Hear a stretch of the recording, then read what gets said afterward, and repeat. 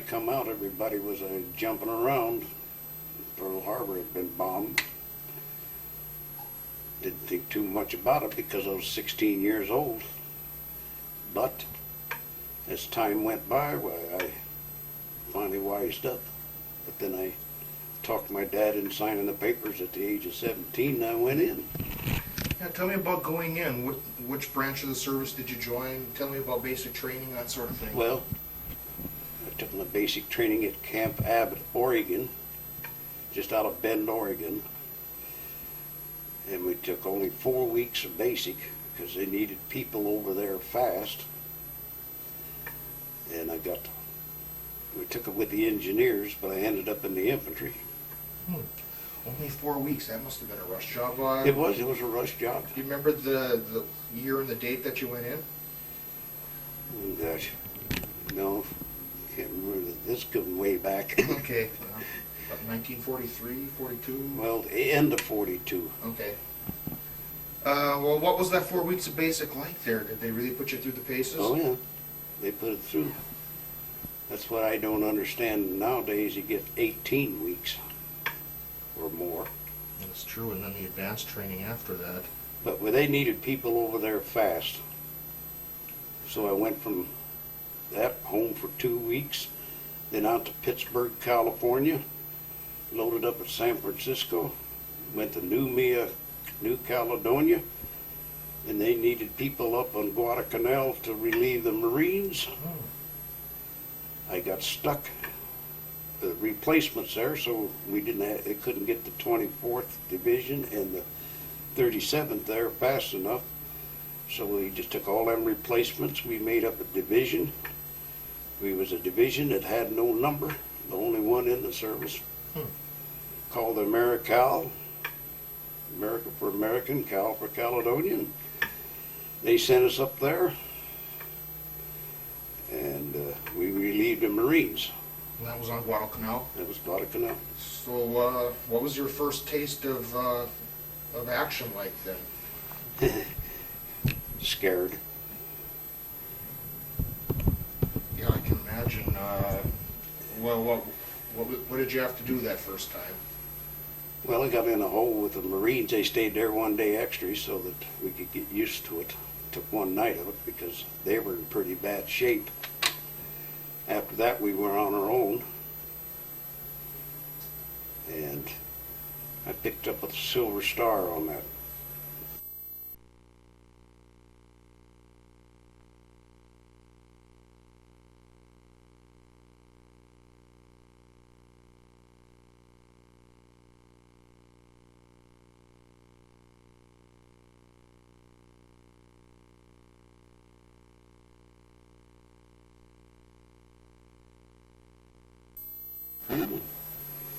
Meantime, the company's moving up then.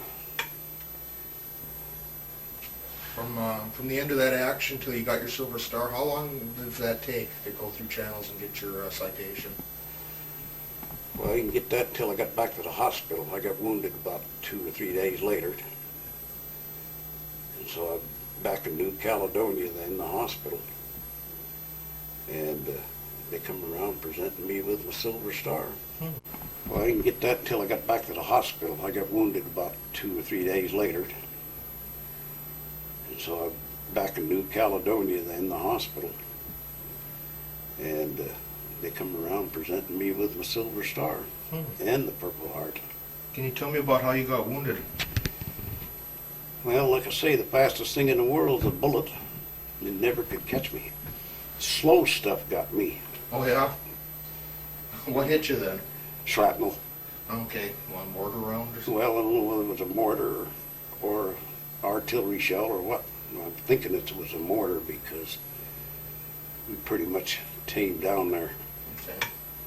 And how long were you stuck in the hospital then, Spike? Well, with that wound, I was only in there about a month. Then he sent me to catch up with my outfit, which was on Bougainville then. Golly, so they shipped out on you while you were in the hospital? Huh? Oh yeah, they come back for relief. I mean, they got relieved for about all the time I was in the hospital. They was back at New Mid. And then they went back Then he went in on an invasion with the Marines on Bougainville. And I caught up with them there. And when I caught up with them, they was getting ready to hit for the Philippines. Oh, wow. So did you see any action on Bougainville then? I seen about a month or so of it. What was it like fighting the Japs? You know, we always, us kids always heard they were pretty tough customers. They were. They had one outfit that I was really scared of. I wasn't too much scared about the regular army, but they had them Imperial Marines. And everybody thinks Japs are small. Not, these boys were 6 foot and over. Holy cow. Yeah, that's pretty big. So they were awfully tough, huh? Oh, God, yeah. And a life to them doesn't mean nothing. That's what I've heard. Did your unit actually have to tangle with Imperial Marines then? Yeah. But they just like the regular army, though. Them banzai charges, why they just kept coming and coming, and you just keep shooting them down. That's all. Yeah, that's what I've heard. I used to, when I was a younger guy in Ely, work with a BAR man who was in the Philippines, and he'd talk about those banzai charges. Yeah, they'd keep coming despite taking those massive casualties. Did that put the fear of the Lord into you guys when you saw that coming at you? Sometimes. It just depended on, well, they come by, it seemed like there'd be hundreds of them, or it seemed like thousands of them, but there's only about hundreds of them coming at you. And they just keep coming, just right over the top of each other. Did they ever break your lines or get into it? Well, they broke the lines once in a while, not too often, no. Okay. For the most part, you guys could stop those charges? Well, we had to, or we wouldn't have been here.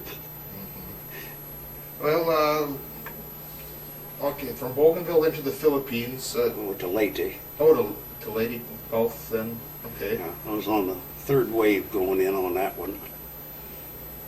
Oh, wow. So when did MacArthur do his landing? After you guys all got ashore? Well, sure. That makes sense. Yeah, he come in later. I don't know how many takes they had to take of him coming in, though, because... I guess I've heard it was a couple, actually. Well, Yeah, it was at least a couple, I guess. you're going to have to tell me what it's like to take part in one of those amphibious assaults. You know, we see those on the movies, and they look pretty nerve-wracking. Well, that one wasn't too bad because we come in on an LCI, which had the ramps on each side of the ship, so you came down them. But the one I went in on, the one on Cebu, I was already in there 4 days before the invasion was ever made. Oh, really? Well, he sent 6 of us up there by PT boat when the guerrillas and some of the Americans that had escaped from Corregidor and like that, why, they were bringing the information down and like that to us. And we took those information. We knew where all the gun emplacements were and like that up in the hills. And I thought, well, we went back to Leyte then, and I figured, well, being I'd already been there, that they would, I wouldn't have to go in on the first wave, but I did. So I went in on the first wave. I got, one guy stepped on a mine, blew him in half, and being short, thank God, the shock wave went over me, just enough of it to knock me down. Got the other guy on the other side of me, he was, how every stitch of clothes burned off of him, or blowed off. One boot and the helmet left, and he was dead. So I thank the dear Lord that I was short. So that saved you, being short? Yeah, because it would have taken my head right off. Well, that's good to hear that you made it through that one. Now, Kelly was telling me that they had you as a tunnel rat in the Philippines. Well, more or less like a tunnel rat. We used to carry these satchel charges, and they'd stick me over being I was that small, with a rope, and these tunnels were big. So you would swing you back and forth with this satchel charge. Well, on the way, you would pull the pin, and on the way back, you'd throw the satchel charge in. And then they'd pull you up like a devil. In other words, the blast would have taken you too, so. Mhm. I've had some pretty close scrapes, but Feel free to tell us about them there, Spike. We got plenty of tape. yeah, but I don't want to. Hurt your head and stuff? Well, yeah, I got that one on Cebu when I got hit in the head. Slow stuff. Again, huh? Yeah, I just couldn't keep out of the way of it. Hmm. So I carry a plate up there about the size of a quarter. Oh, I didn't know that. Yeah. Jeez. It sounds awful when you go through these detectors at the airports. Oh, I'll tell you that. Yes, it does. But wasn't there a priest or something? Oh, yeah. I drug a priest. We call a chaplain up there, but we always called him Padre. He got wounded. Why he was up there, I'll never know, but nobody'd go out after him, so I went out after him. All I could tell him was he had both legs shot out from under him, so I drug him back. And just got the Bronze Star on that one. What did I get the other Bronze Star for? Something else? Can't remember. They had 2 Bronze Stars, 2 Purple Hearts, and a silver. Silver Star. And then in the good conduct, which I call the good humor. When you took out that machine gun for your Silver Star, that was because your friend got shot, wasn't it? Yeah, that's when that kid and I went through basic together, and we became close friends, and the sniper picked him off right in the head, and that ticked me off. So I went up the hill, wiped out that machine gun nest and all that. And then I found out, what am I doing up here? Went back down the hill. The company's coming up. Where are you going? I've already been there. I think this battery's starting to go dead here often. All right. Well, Kelly, you ask some more questions about stories you're familiar with, and we'll get those on tape. Well, I'm not an interviewer. I've been practicing my interviewing Well, skills, see, but you're doing not just for fine. not for your kind of work. So talk about when you started smoking. Oh. Why? I'd never had a cigarette in my life until I was 18.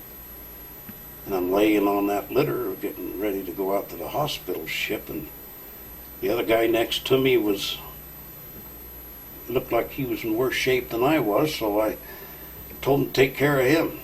In the meantime, to keep me calmed down, why, they stuck a cigarette in my mouth. And I've been smoking ever since. It's hard to quit too, isn't Yeah, it? it's hard to quit. But up there in Cebu, we, what the heck was it? Got the other bronze. That's what I'm trying to think about, that other Bronze Star I got there. But the only trouble is, I hate saying that. It makes me feel like I'm trying to be a big shot or something. Well, it's a true story, you know. It's not like you're trying to be a big shot. Is that when you lost your teeth? Oh, yeah, I guess that was when we used to pull a patrol on an island that the Japs were patrolling it the same as we were. Nobody on the island, but we were patrolling it. And it was our turn to patrol it. So I had a squad going up through all this elephant grass. 12 of us, and there was 16 of them, and we were come head to head. And we got into a little scrape there. I had a Tommy gun, so I couldn't shoot in there because I had my own men in there. So I used it like a ball bat, swinging away. Well, the Jap got behind me some way, and he hit me in the back with the butt end of his rifle, and I went down. But instinct tells you to roll over, and when I rolled over, I flipped the Tommy gun over and gave him a burst. But his forward motion with the rifle butt was already too far. Caught me in the teeth, right in the jaw, broken jaw, 13 teeth. And I was in the hospital about a week then because they had to have a patrol to go on. And they took me out of the hospital and sent me out on that patrol. They took you out of the hospital? Yeah. Jeez, you must have been in kind of rough shape still. Well, yeah, I couldn't say nothing or talk or nothing, all wired up and everything, but we still made our patrol. And the reason we wore these Japanese shoes, if we got behind our lines, why, you could make all the footprints you wanted. Mm-hmm. And they'd think it was their own men. Where if we'd wore our boots and like that, the GI boots and stuff, why, we would have, They didn't know when we were behind there. That's pretty clever. I need some more nuts and bolts here. You were in the Americal division. What regiment and stuff Oh. were you in? I was with the 182nd F Company of the 182nd Regiment, 2nd Battalion, Americal Division. That's it. Okay. And I see on your hat you've got a Sergeant First Class Yeah. badge on there. Were you like the squad leader for all these patrols you were doing? Well, I was platoon, what you would call platoon leader. Okay. So a lot of responsibility for you then too, and being, what, 18, 19 years old? Yeah, You're a DI too, aren't you? yeah, well, that come after DI, that come after World War II. And this is just nothing but World War II here, see. You So should hear far. some of the cadence songs that he's those can't go on TV. Now, when they dropped the atomic bomb, we were on a ship heading for Japan. All right. Well. Yeah, yeah, you can hold that too, Spike, if you want. And just kind of hold it in your lap and aim it up towards your mouth, and then that ought to work. All right, so tell me about when you heard about the bombs dropping there. You were heading to Japan. You figure you were taking part in the invasion? Mm-hmm. We were the biggest convoy you ever seen. The ships as far as you could see and further. And we were, when the bomb was dropped, that was the second one in Nagasaki. We went to bed that night, or broke out the beer then, and we went to bed feeling great. Woke up the next morning, the convoy had broke up during the night. Some went this way, that way, and everything. Ship I was on went to Honshu, or northern part of Honshu, and we liberated prisoners. Holy cow. Tell me about that. Well, they sent 50 of us in, making sure that things were on the up and up, because if you didn't come back, then they had more sense than to send the rest of the company in. So, but we went in and liberated these prisoners, and then we went from there to Yokohama. I got on a ship on Christmas Day, 1945, and landed at New Year's Day in Washington, Seattle. Okay. So you spent roughly September through December occupying Japan? Mm-hmm. So what was the country like there? You know, my grandfather was a Seabee, and his unit occupied Sasebo, and he said that we had bombed the crap out of it. There wasn't anything left. Yeah. Well, Sasebo was a big naval base. Or no, that was Yakutsk. It's like Sasebo was way up the other end of Honshu, I think it was. But then after I got out in 46, then I went back in 47 and put 5 years over in Japan then. Oh, But that okay. was after World War II. Is that when you were the drill instructor? Well, I drilled Japs. They were rebuilding their army. Hmm. There was 6 of us sent down to that base. They had a big army base down by Yakutsk. And went down there and drilled them our way of doing things. Mm-hmm. But I could do it their way too, as far as that goes. So I had to learn Japanese a bit. I'll be darned. That's kind of interesting, going from fighting them to training them. Yeah. You feel odd about having to do that, you know, helping out your former enemy? No, I didn't feel like, because I figured they were doing what they were told, the same as the thing as I was. Only thing is, they were just a little bit ornerier than we were. That's what I've heard. And another thing I've heard actually, from 2 Marine Corps vets, one up in Ely, and last year I got to interview some of those Navajo code talkers, and 2 of the guys, on both ends there, were saying the Japanese couldn't shoot straight. They could. They could, huh? Well, yeah, but the rifle, the equipment they had was up as good as ours and like that. It was old time stuff. The rifles were, I don't know, they just weren't that good. And just because they got squinty eyes and stuff like that doesn't mean they couldn't shoot. They had guys that could shoot good and like that, same as we did. Okay. I guess the code talker was telling me about how the Japanese would just come up over the edge of the cliff, just point their rifles and shoot without even aiming. So that's probably where you got that. Yeah. Speaking of equipment, Spike, what was the stuff like that you were issued? It sounds like you used a Tommy gun a lot. Yeah, What well, did you think of that weapon? they issued it because I was an expert with the Tommy gun. I couldn't hit nothing with a rifle, so but I could do real good with a Tommy gun.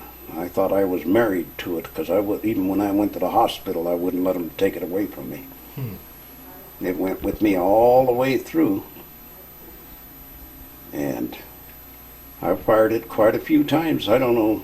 I mean, I can count maybe 5 that I have killed, 5 or 6, something like that. But after that, I don't know, because when you had wave after wave of them coming at you, you're bound to hit some of them. But Well, now the 5 years that you spent in the Army roughly after World War II, did you get sent over to Korea or anything? no, I lucked out there. I didn't have to go. I had my family over there. And my daughter was born in Yokohama. I got 2 boys. One is 26 years in the Navy. He come out with a lieutenant commander. I had a youngest boy. He 24 years in the Army. He come out as a first sergeant, so they both outranked the old man. I guess so. Well, tell me about your life after the Army then. What did you do in civilian life when you finally got out? Well, I worked for an oil company in Sioux Falls, South Dakota for about 11 years. And then I moved up to South St. Paul. I was an iron worker up there for 21 years. And then when I retired, my wife and I moved back to Sioux Falls because I knew I was going to need help with her. And so I've been back in Sioux Falls since '87. So now I work for the night shift down at the Masonic Center, just to be doing something. Other words, I'd go crazy. Yeah, that's true. A guy would go crazy. Well, I hate being on film. Too much upsets me anymore, except when one of the kids get sick or something. well, Kelly, you wanted to hear about Grandma Blue Eye, you call her? Yeah, talk about Grandma. Grandma Blue Oh, Eyes. it was my second wife, My grandma. and grandma. And we always came up from Sioux Falls, picked the kids up, and took them back to Sioux Falls with us. And Todd, her brother, Kelly's brother there, it pounding on the doggone dashboard. And Grandma would get on him, and he'd turn around, look in her eyes, and call her, "Your Grandma Blue Eyes." He was little then. Yeah, he was real little then, so. But that was one of the best things that ever happened to me, was marrying her. Straightened me out, but good. Oh, really? Were you a little bit on the wild side then before marrying her? Oh, on her, yeah, because my first wife and like that, well, she was good enough and like that, except that she knew I was going to stay in for 20 years, and she couldn't quite cut that Army stuff, so. And I told her, and she wanted more kids and like that, and I figured 3 was all I could handle in the Army. So that broke up like that. I lost all my medals and stuff in a big foot locker that she was holding. Went up in a fire. I had a stack of citations about an inch thick. And like that all went up. Samurai swords. All souvenirs that I'd gotten over there. Oh, yeah. What sort of souvenirs did you bring back from the Pacific, Spike? Well, 2 of them Japs that I killed and like that had to be officers because they had samurai swords on.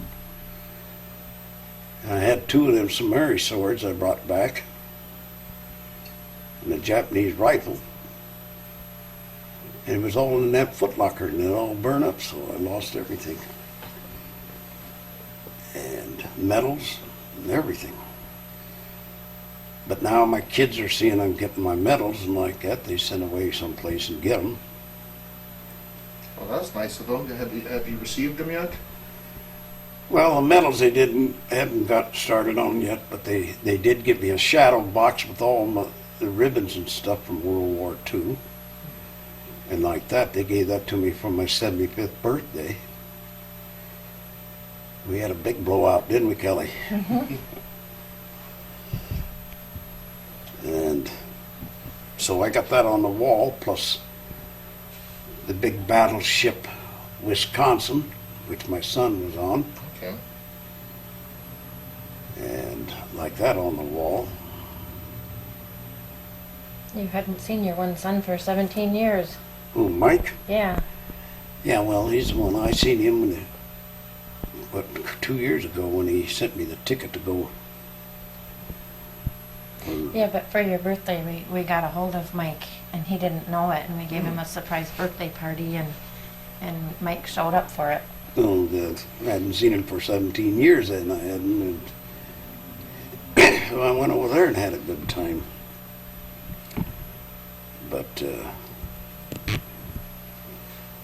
I'm trying to think of something that's We'll get have back to- at World War II. I'm trying to think what the heck. Times, oh yeah, like they got me one time driving a train. Well, being a smart GI and like that, you know, and half. I told that gal driving that train, that electric train, why, get out of the way, I'm going to drive it. Where was this at? Yokohama. Oh, okay. There was a woman driving a train? Yeah, well, them days they didn't have too many men left after they got so many knocked off, you know, during the war. But we had because we didn't know what to expect when we went in and liberated them PWs. Why? Were those guys in rough shape? I always hear that Jeff's they mistreated were them. in rough shape. They were working in them coal mines up there. You could see their ribs. And I carried out a guy that, and I, like I said, only weighed 122 pounds, something like that. But this guy had been over 6 foot and only weighed about 80 some. We had to lock the gate on them because if they had got out, half of them probably wouldn't have made it because they'd have got out and tried to eat every damn thing they could. And like that, you couldn't feed them. Food would be too rich for one thing, and but they look back on that, boy, that was a sorry mess. You seen them standing at the water trough, you know, they have water trough where they wash their clothes and stuff like that and get the water and stuff. And I've seen guys just leaning over there and they'd be just hanging there dead. Well, excitement like that, they just had a heart attack and died. It was sad. And taking a bunch of grizzly old boys like us coming in there. I've seen a many a tear shed. And me with them. See, we wasn't as tough as we thought we were. I guess maybe not. Did you make any good buddies there in your time in the service that you want to talk about? Well, just the one that got shot in the head that time. And now I carried that jacket, fatigue jacket. I still had it about 40 years afterwards. I finally had to get rid of it. See, anything that they gave me was always too big. I don't care if it was the smallest one, it was always too big. And that thing had more bullet holes in it. And that never touched me. Because it was too big. Yeah, because it was too big. So how they ever miss hitting me, I'll never know. So somebody upstairs was looking out for me. Any other favorite stories you want recounted there, Kel? I don't know. Did you think of them? No, because you're asking me to. Well, on that note then, Spike, any other things you want to talk about here that we haven't covered so far? Any other memories that you want to get down? Well,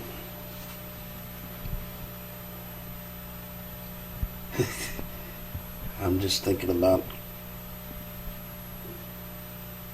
like I said, I was married to that Tommy gun, and I tried to get that back with me, but I couldn't quite do it. They wouldn't let you bring it or what? Mm-mm.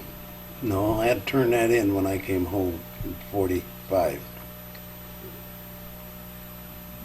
And like I said, I left on Christmas Day and got home, got to the States on New Year's Day. New Year's Eve, I should say, because they turned us loose and you couldn't hold all them guys on that ship. Mm-hmm. So they turned us loose that night. You knew darn good well they were going to come back because they were going to get out of the army then, see, so. Didn't you went AWOL one time too, didn't you? Well, that was the time I went AWOL, when he got off that ship. And I didn't want to go straight home because I had some friends there in Seattle, so I just gave all the records and stuff to some sergeant, buck sergeant, and told him, I said, you take them. Pull my own records out and went out of the town for a couple of days. I can get home for about 4 or 5 days. What about when you had to transport bodies to families Oh, of soldiers? I was stationed down in Fort Hood, Texas. As it being as I had all these medals and stuff, they decided that I'd make a good escorting bodies. These kids being brought back from Korea. So I done that for about 18 months, which would drive you to drink. And had to go clear out Travis Air Force Base in California, pick up the remains, and then I'd have to take them wherever they were supposed to go, but everything went by train. Well, and you had to check to make sure that was the right person in there too, didn't you? Oh yeah. All it is just a glass that they put across the top, and then they put screws in there and screw it down so that'd be sealed. So I had to take a look at the remains, and then when I got there, then I took we got to the destination, then I'd get off the train and they'd go to the mortuary with the guy and check the remains again. And if anything got out if it need more plastic surgery or whatever they do on them and like that, why then I had to okay it and just send the bill to government. So I done that for about 18 months, and that. It was hard telling the families, I bet. Well, then from there on, I went to Germany, and what I done in Germany was a good racket. What'd you do there? I worked out in a quarry, done all the blasting out there with dynamite and stuff. Yeah, in here. So what, did you get transferred into the engineers or something when they shipped you to Germany? Yeah. That's what my MOS number was first started out. And that's why I took the basic, but I was kind of a whiz with the demolitions. So every time Saturday morning rolled around for a inspection, I'd go out to the quarry, run up the red flag, and do some work out there while everybody else was in inspection. That's a good way to get out of that. Oh, I worked ways like that after so many years in there, where you figured out ways to get around stuff. Didn't you shoot up a bar one time too? Oh, that was in Cebu. The Japs were always sneaking through the lines and like getting back in the rear area, raising a whoopee. And I had a 45, which I never carried, but I always had it. The only time I'd ever take that is when I went to town, because you had to carry a weapon because they were sneaking through the lines and so. But I loaned the 45 out, so I decided later I wanted to go to town, so I went in, took my Tommy gun with me. To the bar. Yeah, to the bar. Had a few You're right, drinks and like that, and then shot the ceiling out. And like the old boy Colonel said, he says, when I needed you for a patrol or something, I knew where to find you down at the stockade. He'd never break me. but he knew where I'd be. Okay, so And like I said, I was an ornery shyster. you got sent to the stockade for that incident. Oh yeah. Yeah. Usually they would have busted me or something, but he said we were too darn important to guys, call. Well, I don't know whether to say the name of bastard on there or not, but I did. Call the little bastards away. We were always getting in trouble. But that was quite a deal over there in Cebu. It's someplace I don't want to go back. I have no love for the Filipinos. Oh, really? Why is that, Spike? I had a guerrilla outfit moved in when we were up on the lines one time, and they moved in on our left flank. And I had just gotten in 4 replacements, and those 4 replacements were just kids. Well, I was a kid too, but I'd been in combat so long that I felt like an old person. I aged about 10 years. So anyway, I told them Filipino guerrillas, I says, if you happen to pull out in the middle of the night, you let me know so I can double my guard. Well, they pulled out and never said a word to us. We got a banzai charge that night, and I lost those 4 kids and a couple of others. So I just, from that day on, I had no respect for them whatsoever. So what does my youngest boy do? Marry a Filipino. But this one I got to accept, though. Okay, hopefully that changes your opinion a little bit. Now, I told one time my wife had a heart attack, and here was this Oriental in there checking on her, and I asked him what nationality he was, and he said Filipino, and I told him out. Because I said, if you touch her one more time while I'm here, then you won't see the sunrise. Which he got out, but I told him before he left, I says, what you do after I leave, that's up to you. Just as long as I'm not around, just don't. So we got along all right there. But in them days, you didn't have what you have now for heart attacks and like that. There's 30 days in there. Yeah. And I'm no cook, that, so I ate out an awful lot. Different now, though. I do cook it now. Except it comes in boxes and sacks. Yeah, my kind of cooking too. Well, any other ideas there, Kel? I don't know. I don't know what you wanted with this project. Well, like I told you, I wanted as much as Spike's memories of anything to get on tape for you guys as possible, and then some of the military stuff will hopefully be able to use from the. Oh, I think the sickest I have ever gotten when I was in the service was coming down that cargo and that into them Higgins boats. Oh yeah. And then they get out there and circle. And when they circled, they kept on circling and circling until we got all the boats loaded. And when they got the boats all loaded, by this time you're so sick you don't care if you die or not. Then they straightened out, somebody'd shoot a flare and you'd hit for shore, then hit the beach. By this time you're so sick you don't care if you get shot or not. Which assault was this then, Spike? That was on Cebu. Okay. Because lady, like I said, I come in on the 3rd wave. On an LCI. Okay. There's the ramps come down both sides on each side of the ship. See, so the ones that go in first is them Higgins boats. Just like D-Day. Yeah.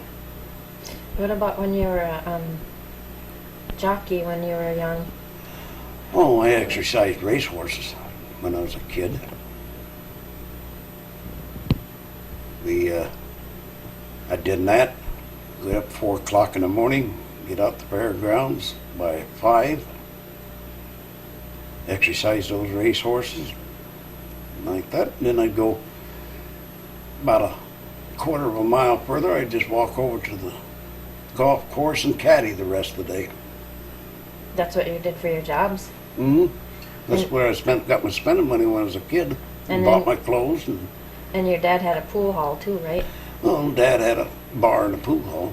I know when I came back, he had taken out the pool hall and put in oh heck, what do you call them? Lounge. So anyway, but I do know that he took me back. He knew darn good and well I'd have a drink. So he'd take me back to his office, and he had all the good stuff down. He wouldn't put it out on the bar. He'd put the good stuff in the bottom drawer. He'd lock it up. He says, put out a few bottles and says, which one do you like? I says, yeah. The religious booze? Huh? The religious booze?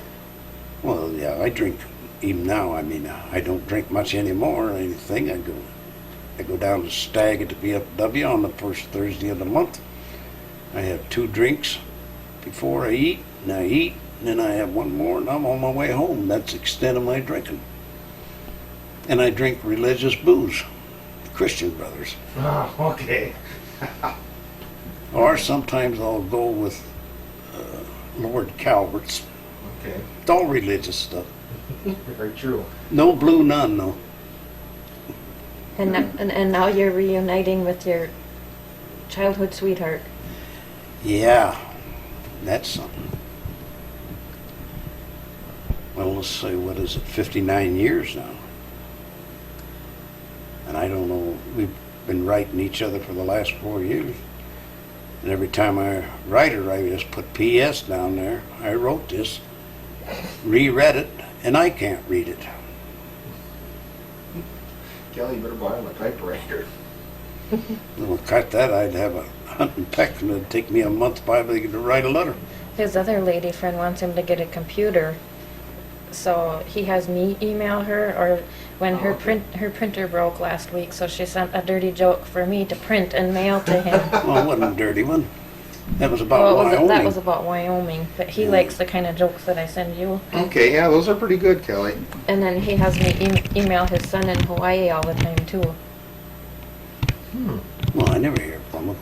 Well, I got something from him yesterday, but he sends me all that darn political stuff, and I just Oh, delete it. Well, he's into that political stuff, He's yeah. the Republican political stuff. Probably isn't a good thing to send to a social worker. See, when Kelly's mother was 14 years old when her mother and I got married, took me about a year to win that girl over, but after that I could do no wrong. Well, she was older than you, too. Who, Grandma? Yeah. Yeah, 8 or 9 years, something like it. It took somebody 8, 9 years to straighten me out. Like I said, I was one ornery little shyster. Never won a fight in my life.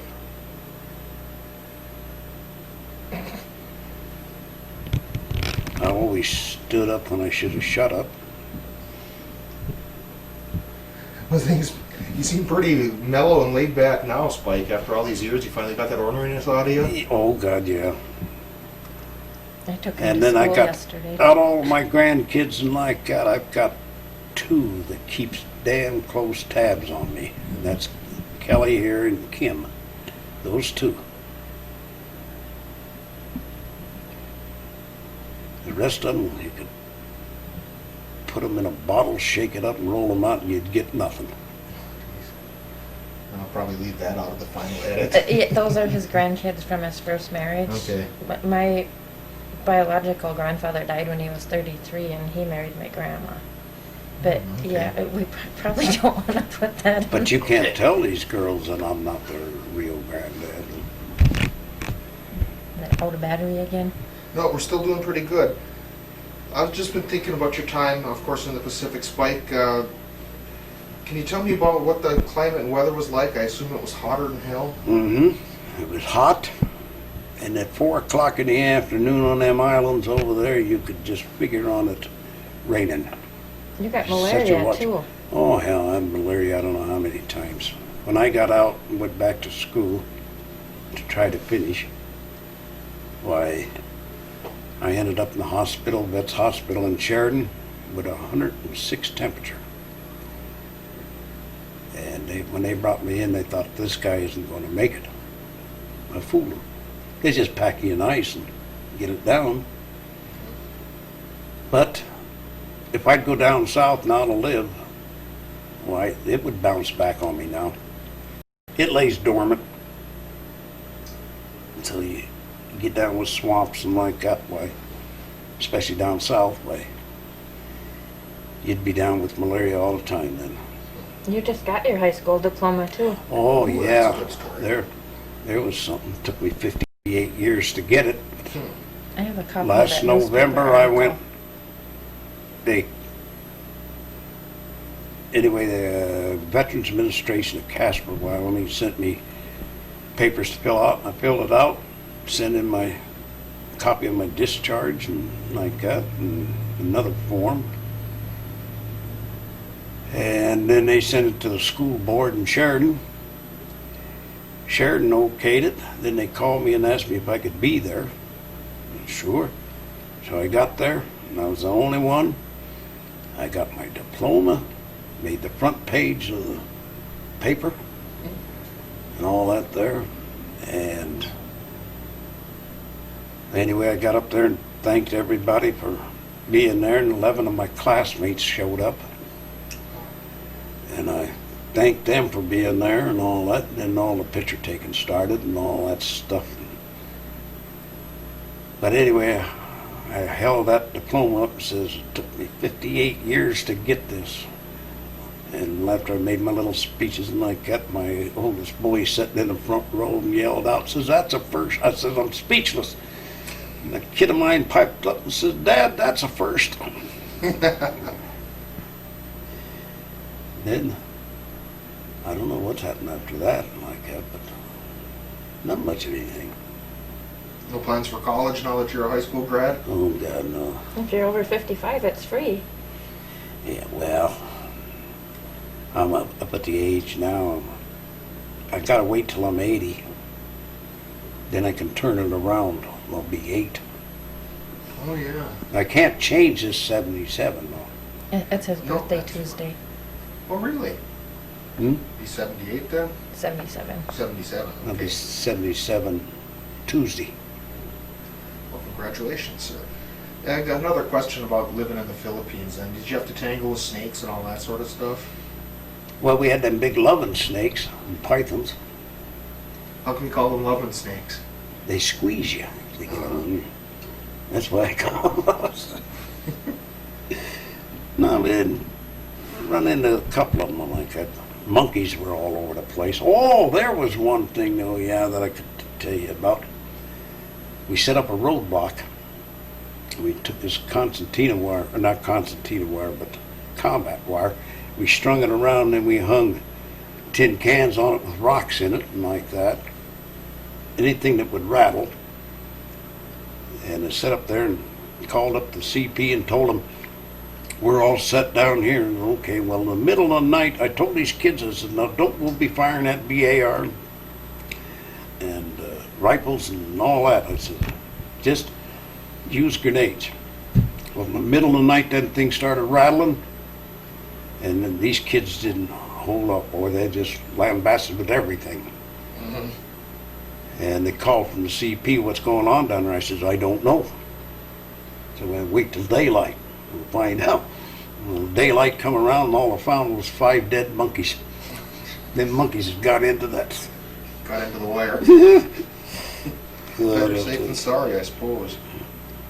the Japs always used a lot of Koreans that they used for the, well, if they made a charge and like that or something, why they would, or banzai charge or something, they'd put these out in front first. Because, see, a life to them didn't mean nothing. I don't care if you was American or what. It meant nothing. That's why they lost so many. It's just like being a kamikazes. That's something I never ran into. Well, that's good to hear. That was over in the Coral Sea and like that, I think, wasn't it? Up around Tarawa. Yeah, I think they were throwing them at Iwo Iwo. Jima and Okinawa as Yeah, well. Okinawa especially. So they never got down where we were at in the Philippines. Well, anytime I could walk into a bar with a Southern Cross patch on, and invariably, if you're in the Army, his Marines are gonna lambast you. Mhm. Well, go into a bar with that Southern Cross patch on, and if there's any old Marines in there from the first Marines that was on Guadalcanal, they bought the drinks. Because I walked in one place and boy, they took out after me, and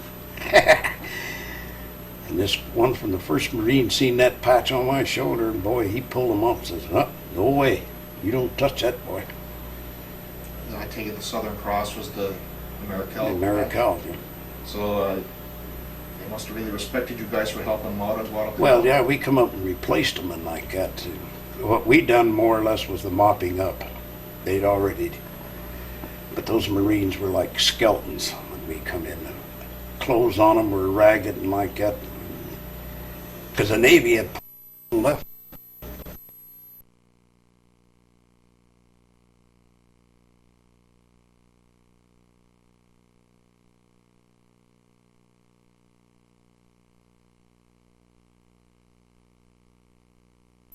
Come in, the clothes on them were ragged and like that. Because the Navy had pulled out and left them. And then after they got done with what they were doing or something, they come back.